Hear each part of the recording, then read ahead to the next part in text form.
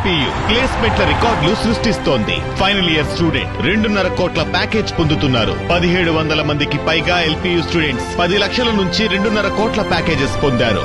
విద్యా విప్లవం ప్రారంభమైంది లవ్లీ ప్రొఫెషనల్ యూనివర్సిటీలో. కూటమి ప్రభుత్వంలో రైతుల పరిస్థితి అత్యంత దయనీయంగా మారింది. ప్రభుత్వం నుంచి రైతులకు ఎలాంటి సహాయం అందకపోవడంతో వ్యవసాయం భారంగా మారుతుందంటూ రైతులు వాపోతున్నారు. గత 2 నెలలుగా ధాన్యం సొమ్ముల బకాయిల కోసం అన్నదాతలు ఆశగా ఎదురుచూస్తున్నప్పటికీ ప్రభుత్వం ఆదుకున్న పాపాన పోలేదు. కాకినాడ జిల్లాలో రబీ పంటకు సంబంధించి దాదాపు 100 కోట్లకు పైగా ధాన్యం బకాయి సొమ్ములను రైతులకు చెల్లించాల్సి ఉంది. ఓవైపు అప్పులు చేసి రబీలో సాగు చేశామని, ఇప్పుడు ఖరీఫ్ సాగుకు పెట్టుబడి లేక అనేక ఇబ్బందులు పడుతున్నామని రైతన్నలు ఆవేదన చెందుతున్నారు. మరింత సమాచారాన్ని మా ప్రతినిధి రాజు అందిస్తారు. గత రబీ పంటకు సంబంధించి ధాన్యం బకాయిల సొమ్ములు విడుదల చేయాలని చెప్పి రైతాంగం అంతా కూడా కాకినాడ జిల్లాలో ఎదురు చూస్తున్న పరిస్థితి అయితే ఉంది.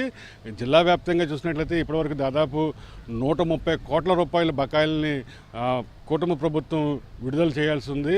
మరోవైపు ఈ తొలకరి ప్రారంభం అవడంతో అన్నదాతలందరూ కూడా ఖరీఫ్ పనులను ప్రారంభించారు. అయితే ఇటు ధాన్యం బకాయి సొమ్ములు రాక, అటు రైతు భరోసా సొమ్ములు కూడా పెట్టుబడి సాయం ప్రభుత్వం నుంచి రాకపోవడంతో వీరంతా కూడా ఈ ఖరీఫ్ సంబంధించి అప్పులు చేసుకుని పనులు ప్రారంభించిన పరిస్థితి అయితే ఉంది.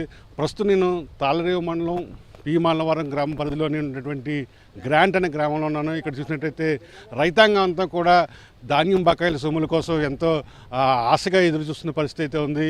ఇటీవలే కాకినాడ కలెక్టరేట్ వద్ద కూడా ఈ రైతులంతా కూడా తమ బకాయిలను విడుదల చేయాలని చెప్పి ఆందోళన చేసిన పరిస్థితి ఉంది. ప్రస్తుతం కొంతమంది రైతులు ఉన్నారు, వారితో మాట్లాడే ప్రయత్నం చేద్దాం. చెప్పగా గత రబీకరించడం జరిగింది, ఎంత సొమ్ములు రావాలి మీకు? మాకు రబీ పంటకి ధాన్యం చూసి రైతు భరోసా ద్వారా ధాన్యం చూసాం. ఒక్కొక్కరు 200 బత్త, 150 బత్త, 100 బత్తాలు ప్రతి ఒక్క రైతు చూశారు.